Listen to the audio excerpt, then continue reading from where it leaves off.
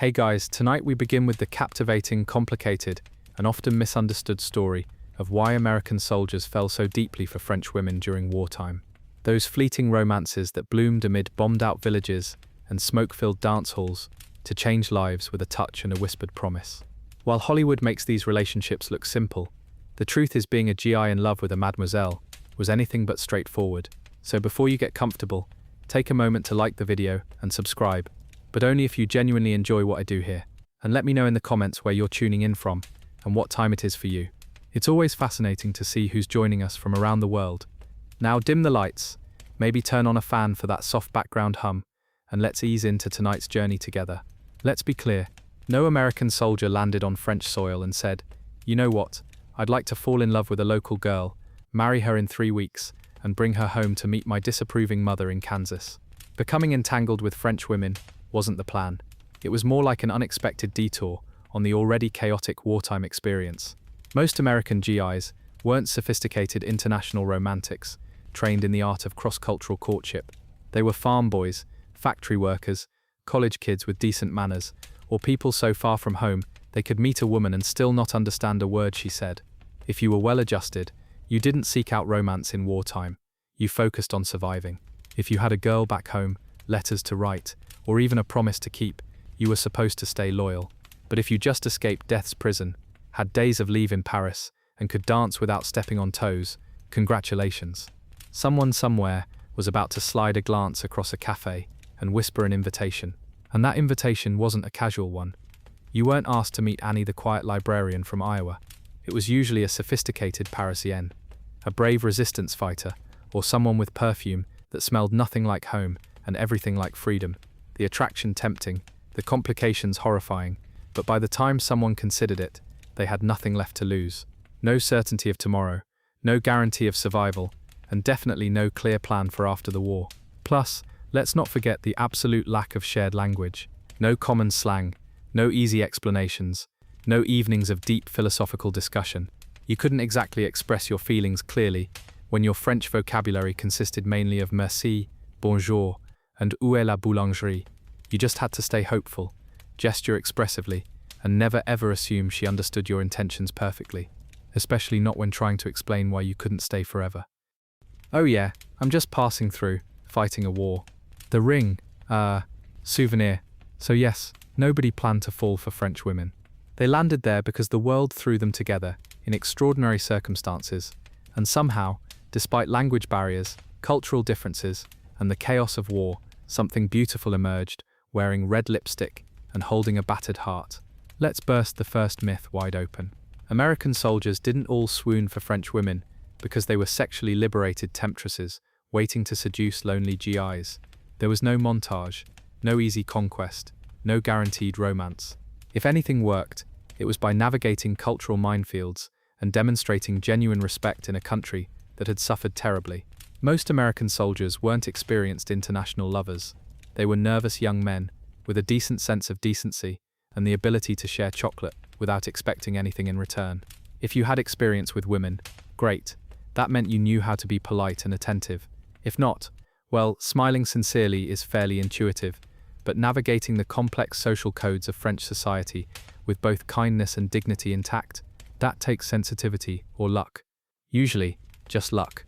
There were no manuals, no cultural orientation meetings, no dating guides. You didn't get taught how to court a French woman or where to take her. That wouldn't seem insulting. You figured it out while fumbling through conversations, wondering if you'd just accidentally proposed marriage when you were trying to compliment her dress. Understanding French courtship, that was trial and error, with heavy emphasis on error. Sometimes it worked. Sometimes your attempt at sophistication just got you a puzzled look and more suspicion about American manners. Sometimes you drank the wrong wine with the wrong food and forever branded yourself as a cultural barbarian. There was no cross-cultural dating hotline, just hope, good intentions, and a strong desire to connect despite everything. Sure, if you were lucky, and I mean lottery lucky, you might have picked up some tips from fellow soldiers who'd successfully navigated romance in France.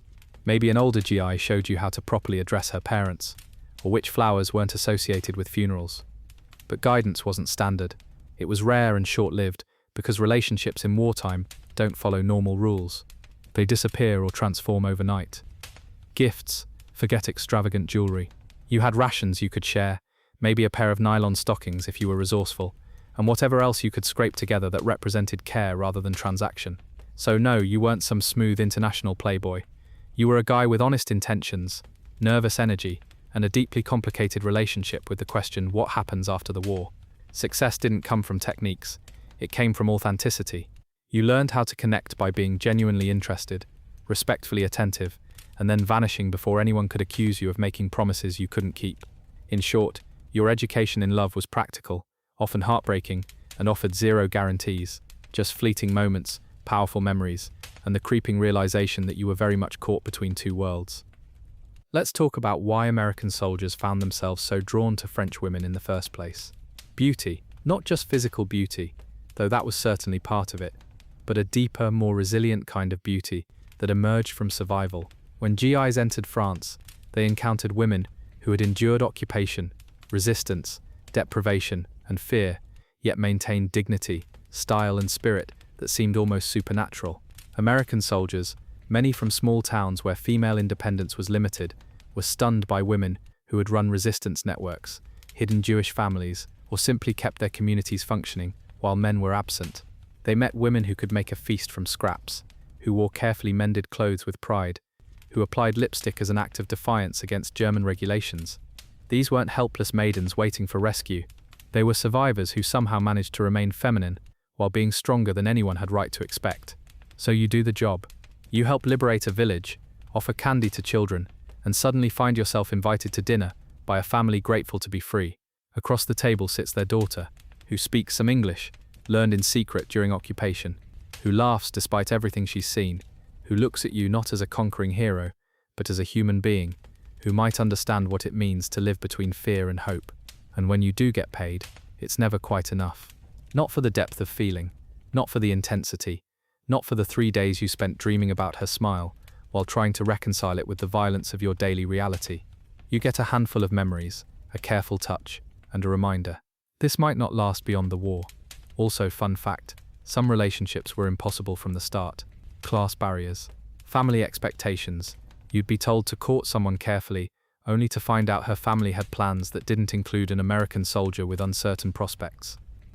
Congratulations, you just walked into a cultural situation with your name already carved on the impossible list. And even when the connection was real, you couldn't exactly go to the chaplain and arrange an immediate wedding. The army had regulations, families had expectations, and governments had paperwork. The only court you'd see was the one where you explained why you wanted to marry someone you'd known for 6 weeks in a language you barely shared. So you learned to take what happiness you could, demand nothing, and trust that perhaps somehow the world would make space for this impossible thing growing between you. Not even the weary scribe who documented marriages between GIs and French women could have predicted how many would try despite everything. It did change lives, mostly by complicating them beyond recognition. Being drawn to French women meant living on borrowed time and vanishing before the fantasy broke under the weight of reality. So, you've admitted your attraction. You've managed a few dates without major cultural misunderstandings. You're probably going to face heartbreak. Now, let's talk about communication. Forget the romantic movies and passionate war novels. There were no perfect bilingual conversations, heartfelt poetry exchanges, or deep philosophical discussions. Your communication toolkit consisted of whatever French phrases you could memorize, gestures that hopefully weren't offensive in local culture, and a small dictionary that never seemed to contain the words you actually needed. If you were lucky, and I mean found a gold coin in a bombed-out building lucky, she spoke some English. Not ornate, not fluent, just enough to bridge the gap between worlds.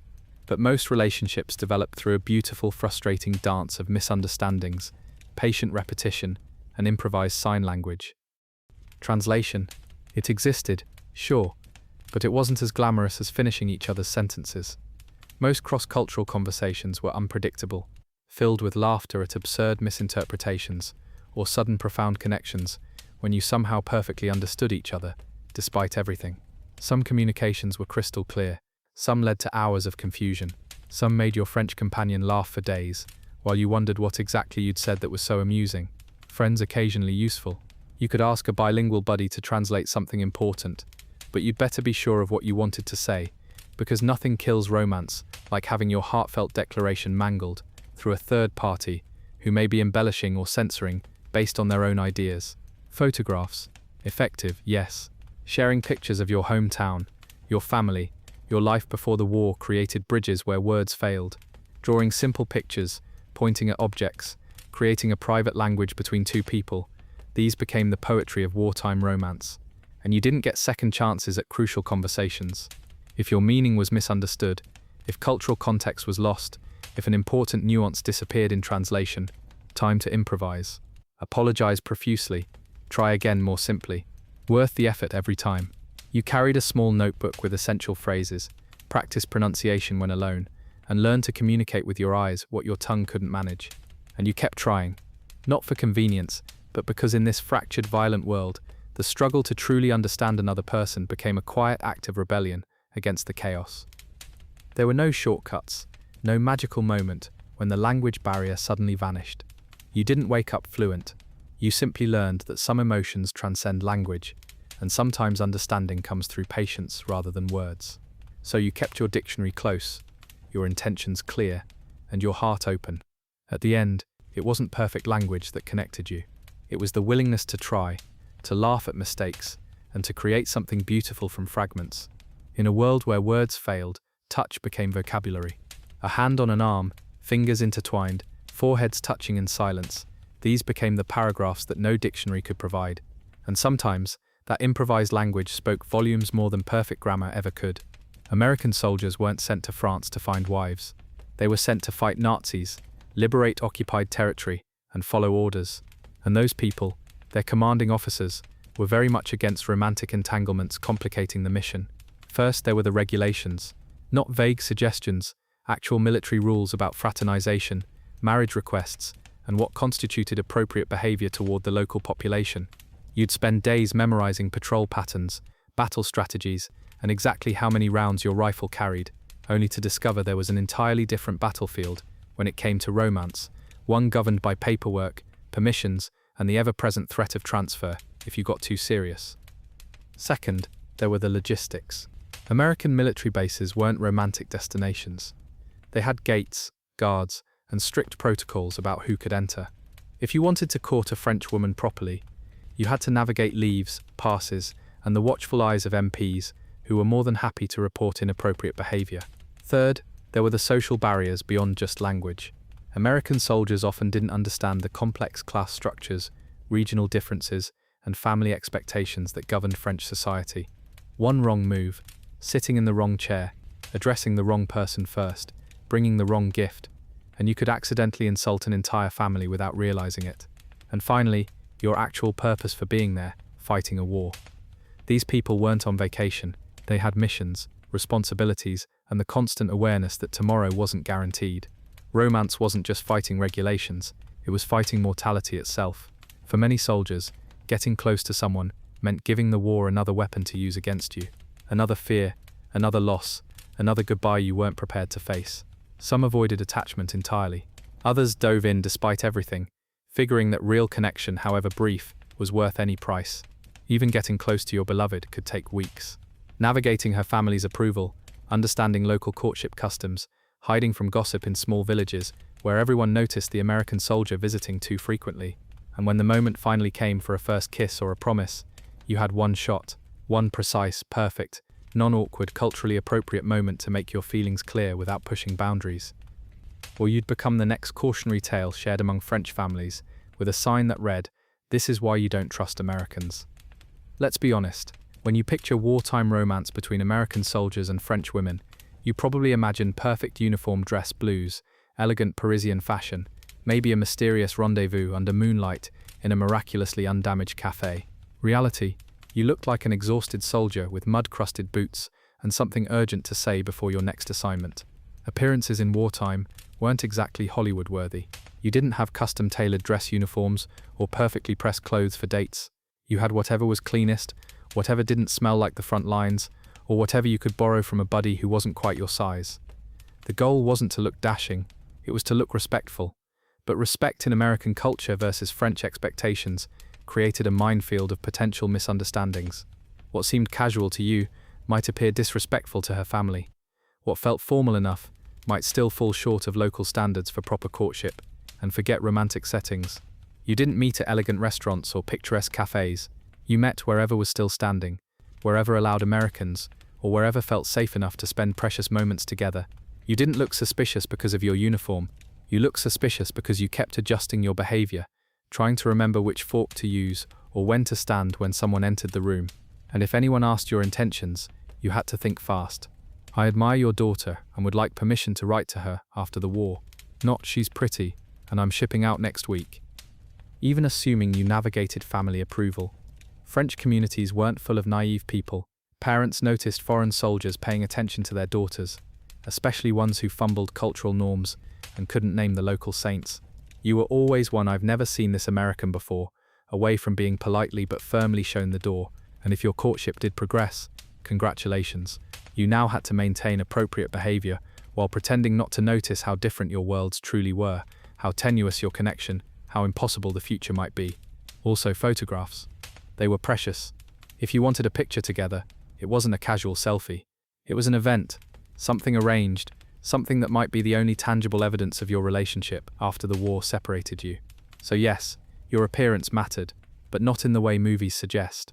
It wasn't about looking like a hero. It was about looking like someone worthy of trust, someone who might be remembered fondly, rather than as the American who broke a heart and vanished. The truth was, your uniform didn't protect you. It marked you as temporary. After all, uniforms mean duty, and duty eventually meant leaving. And if anyone saw through the temporary nature of it all, well, let's just say no one wants to be the soldier caught promising forever when orders for departure arrived the next morning, especially not to a family who had already lost so much. In wartime, if you were an American soldier in love with a French woman, you didn't have a team. You didn't have a wingman with advice, a clever chaplain in a friendly ear, or a handler who gave you cultural tips and warm encouragement. You had you, your limited French vocabulary, and crippling awareness that time was always running out. There were no support networks, at least not official ones. And if there were unofficial channels where soldiers shared tips about courting local women, it was mostly barracks talk fueled by exaggeration and idealism. You were more likely to meet a ghost than another GI who could honestly help navigate the complex terrain of cross-cultural romance during war. Why the isolation? Because your primary job was fighting, not dating. Every distraction was a risk, every attachment a potential weakness. Your commanding officers might not know your heart belonged to a girl in Normandy, but they certainly knew when your mind wasn't on the mission. Companionship, complicated. Friends asked questions. Fellow soldiers noticed absences, schedule changes, and why you always volunteered for patrol near a certain village. You couldn't settle into romance. You couldn't afford to. One mistake, one missed duty, one moment prioritizing personal happiness over military necessity, and your whole career turned into a sprint toward disciplinary action. Even fellow soldiers kept their distance from your romantic affairs. Some out of respect, others from superstition. Getting too invested in another man's happiness during war felt like tempting fate. No one wanted to share stories about the girl waiting in the next town with someone whose next patrol might be their last. And don't expect sympathy. You couldn't tell anyone how hard it was to promise nothing, when your heart wanted to promise everything. If you talked about your feelings, people assumed you were either distracted from the mission or setting yourself up for heartbreak, and they weren't wrong. So you kept your emotions, your hopes and your fears to yourself. At camp, you sat with others, back to the conversation, eyes always scanning for mail that might contain her handwriting. You never revealed too much. You never stayed too visibly attached. You didn't say her name unless someone asked directly, and even then, it probably wasn't the full story. Being an American in love with a French woman meant perfecting the art of compartmentalization. Not just in battle, not just in duty, but in every moment your heart pulled you in one direction, while orders pulled you in another. Let's say you navigated the courtship, you planned your approach, you charmed her family, you found moments of genuine connection despite everything working against you, and then you received new orders. Maybe your unit was moving to another region, maybe you were shipping home, maybe the war shifted in ways that separated you without warning. Guess what? You're now facing impossible choices. Because separation for a wartime couple wasn't a temporary inconvenience or a long-distance challenge. It was potentially permanent, with no guarantees of reunion, no easy communication, and no path forward that didn't involve sacrifice. Missing the relationship meant blowing up your entire future plan. Your French love lived in a country rebuilding itself from devastation. You had obligations back home, family, education, career prospects that wouldn't wait forever. Suddenly, you weren't just a soldier and a lover. You were a man facing life-altering decisions with incomplete information and impossible timelines. And those practical concerns, immigration, marriage permissions, military regulations, now they weren't theoretical, they were immediate, overwhelming barriers between two people who found something authentic in the most inauthentic of circumstances. Sometimes it wasn't even your departure you had to worry about. It was your beloved's situation. Her family might be relocating. Her home might not be rebuilt in the same village. Her future might pull her toward Paris, or another region where opportunities existed for women who needed to support themselves after losing male family members to war. And there were no second chances. No, sorry, the timing was wrong. I'll try again tomorrow. You had one moment to decide, pursue this against all odds, or accept that some loves, no matter how genuine, aren't meant to overcome the machinery of war and national borders. Failure also meant shame, the silent, private kind. You didn't just fail to stay, you failed to find a solution, to be clever enough, determined enough, or important enough to bend the world to accommodate love. And for soldiers who had survived combat, this particular failure often cut deeper than any battle scar. It didn't matter how sincere your intentions were. No one cared that you meant every word, that you would have stayed if possible, that in another world, another time, things might have been different, because in this profession, intention means nothing without action. And if your last action was boarding a transport ship headed west across the Atlantic, no explanation would ever feel adequate. So you did it. Against impossible odds, you managed to maintain your relationship. Perhaps you got permission to marry. Perhaps you arranged paperwork for her to eventually join you in America. Perhaps you decided to stay in France, build a life there, become part of her world rather than expecting her to adapt to yours. Congratulations. Now face reality. Because being a successful cross-cultural couple in the aftermath of war didn't mean riding into the sunset while the city burns behind you. It meant navigating an entirely new battlefield of cultural differences, family expectations, and societal pressures from both sides of the Atlantic. There was no victory lap, no perfect happily ever after, no casual integration into each other's worlds. The moment your relationship became official, your new job became justifying it to everyone with opinions, and during and after war, that was practically everyone. Parents questioning your choice, sometimes openly hostile to foreign daughters-in-law. Communities suspicious of outsiders, especially those who spoke with accents or maintained different customs. The awkward reality of trying to build a peaceful life with someone whose understanding of your language, culture, and background was still developing. You had to plan everything before the relationship could truly begin. Housing, employment, immigration status, financial stability, and a dozen other practical concerns that romance novels conveniently skip over. The world would go on making demands, judgments, and assumptions. And let's talk about the bride. Assuming she followed you to America. Congratulations. She just left everything familiar. Family, language, customs, food, weather patterns, social expectations. To follow you to a country that might view her as exotic at best and an enemy at worst. She'd have to learn not just English, but American cultural norms, regional differences, and how to navigate a society that might see her primarily as a war bride, rather than a complete person. And what did you win? A relationship founded during extraordinary circumstances, now forced to function during ordinary life. The intensity, the urgency that made your connection so powerful during war, that fades when replaced by grocery lists, job hunting, and explaining to your wife why your mother keeps helpfully demonstrating the American way to cook potatoes. So yes, you defied odds. Now run the marathon. Because success didn't mean survival. It meant starting the whole complex journey of truly knowing each other, without war, providing the dramatic backdrop and convenient excuses for miscommunication. If being an American soldier in love with a French woman wasn't already complicated enough, cultural differences, language barriers, and sleeping in different places that smelled like different worlds. You also had to deal with the wonderfully creative assumptions of everyone around you. Because during wartime, these relationships weren't just viewed as romance. They were seen through lenses of suspicion, opportunism, and sometimes outright hostility from both sides. To the average American back home, your French sweetheart wasn't just a woman you fell for.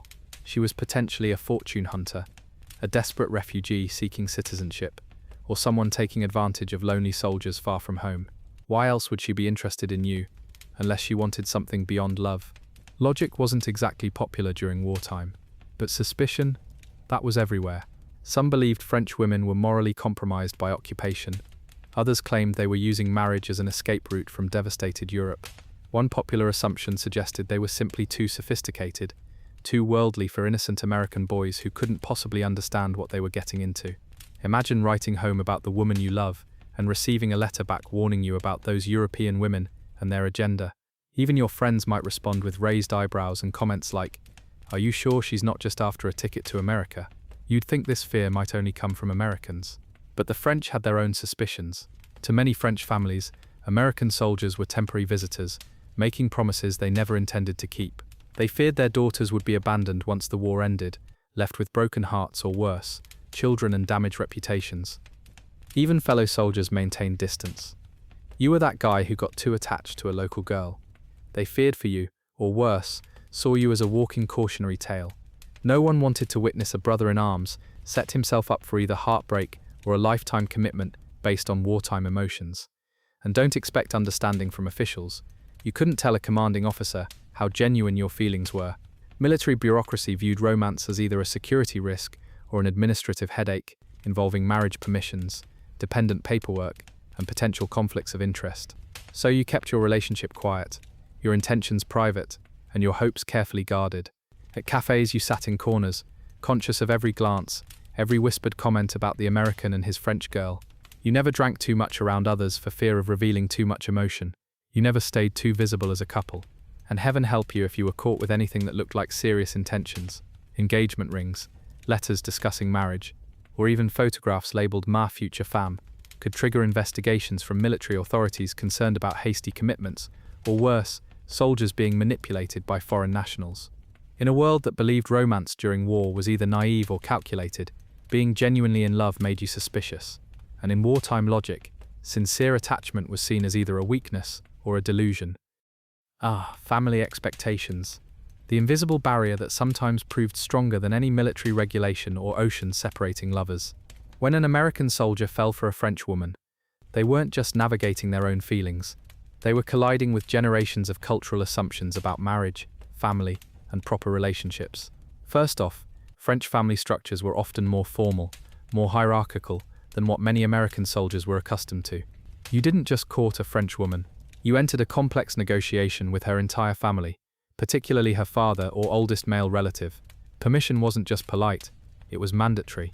Missing the protocol meant blowing the entire relationship before it truly started. Your intentions, your character, your prospects, all were scrutinized by people who had already survived occupation and weren't about to let their daughter leave with just anyone, especially not a foreigner who might disappear as quickly as he arrived. There was no scientific process for winning approval. You didn't follow clear steps. You navigated subtle cues, unspoken expectations, and cultural traditions that might vary dramatically from region to region within France itself. What worked in Paris might offend a family in rural Normandy. Also, French kitchens weren't just places for eating, they were judgment zones. You couldn't just compliment the cooking. You had to demonstrate proper appreciation according to regional customs, know which foods were sources of family pride, and never, ever refuse second helpings of a dish someone's grandmother perfected over decades. Yes, a meal could make or break your standing faster than any formal declaration. By the time food hit your plate, it had passed through generations of tradition, local pride, and family identity. Even assuming you navigated family approval, you still faced the American side of the equation. Explaining to parents back home that you wanted to marry a woman they'd never met, from a country many had never visited, whose language they didn't speak, that conversation rarely went smoothly. American families worried about everything from religious differences to whether their potential daughter-in-law could possibly adapt to life in Iowa after growing up in Paris. They questioned whether the relationship was real or just wartime emotion, whether you'd been manipulated, whether you'd regret bringing home someone so different. Letters home announcing your intentions were often met with responses ranging from cautious support to outright demands that you come to your senses before making a permanent mistake.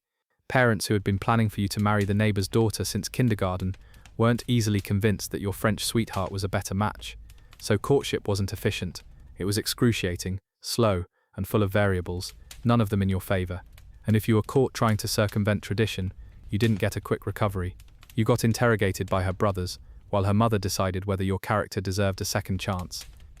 You'd think that if you successfully navigated cultural differences, family approval, military regulations, and all the practical barriers to marrying your French love, Someone would acknowledge your determination, maybe even celebrate the international bond formed amid destruction.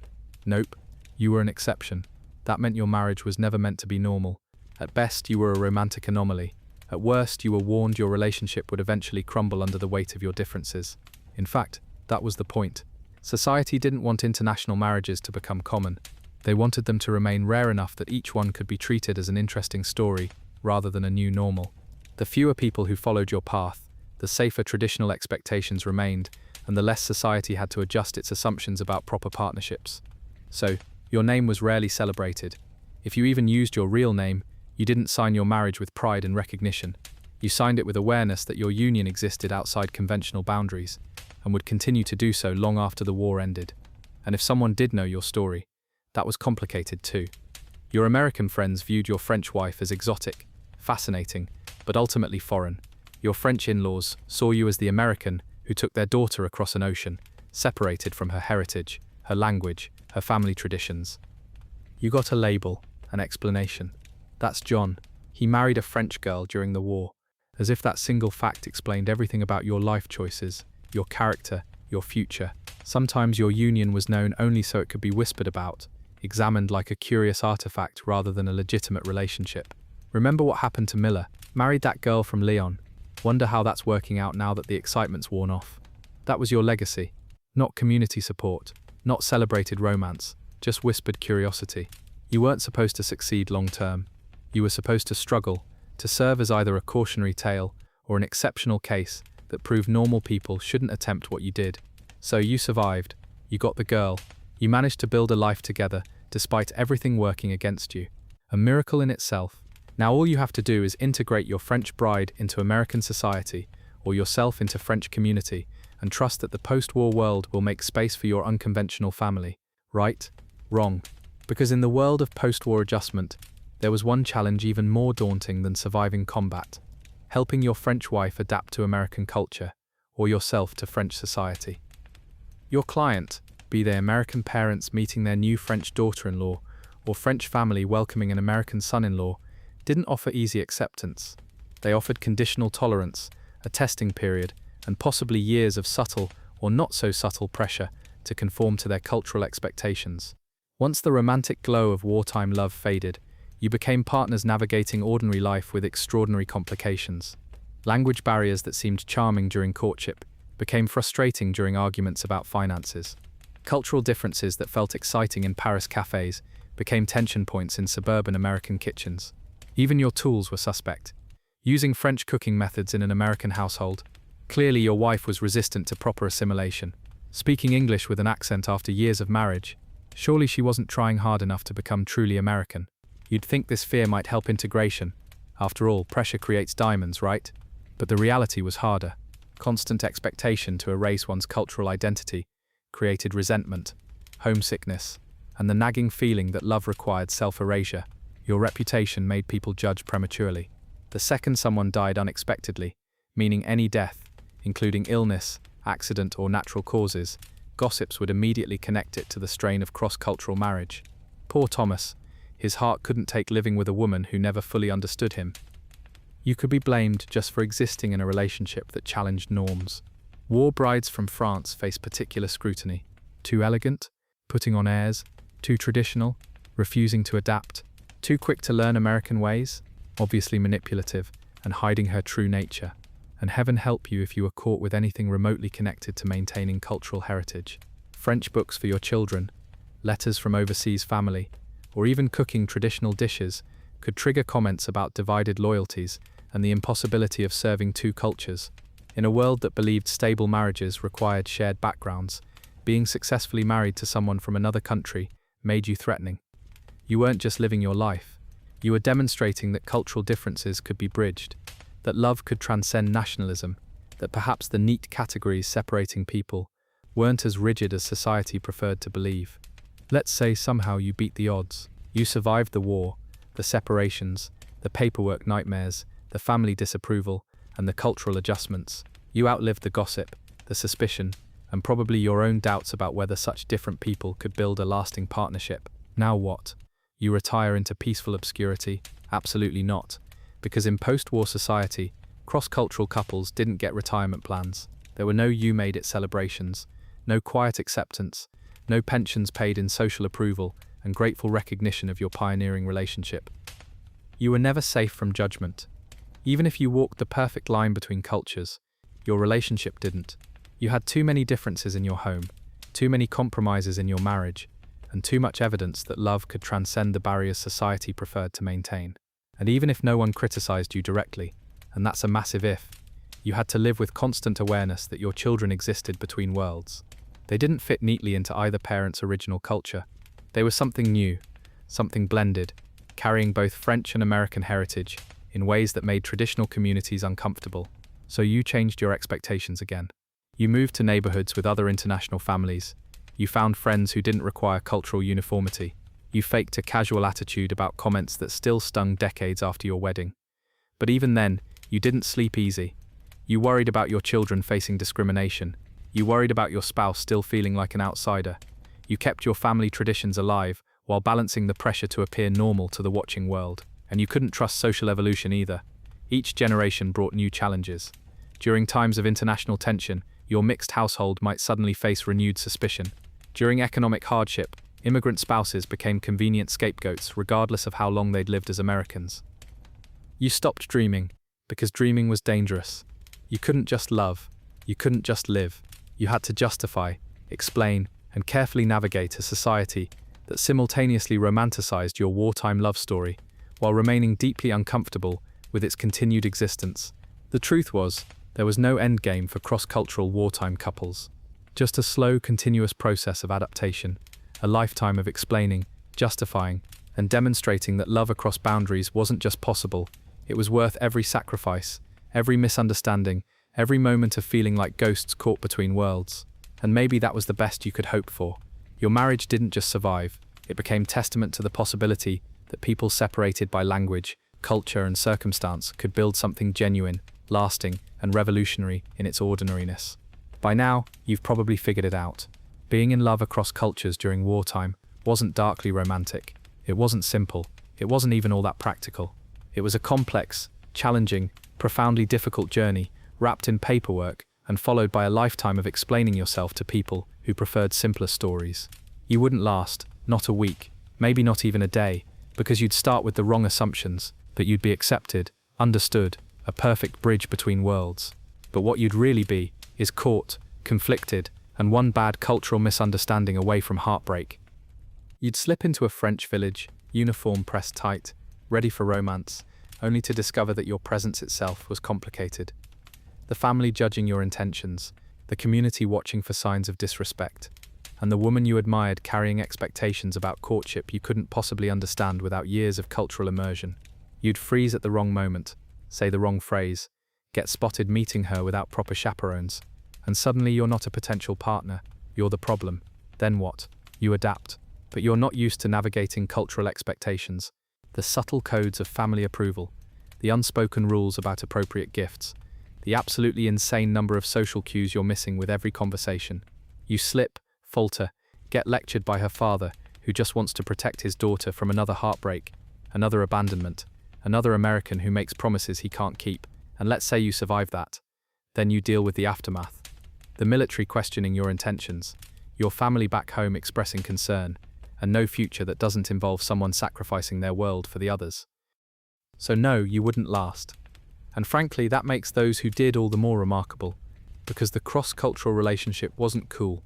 It was a complicated machine that demanded constant attention, endless adaptation, and lifelong commitment to something society wasn't designed to support. It offered connection without convenience and purpose, without easy paths. You didn't make history, you challenged it.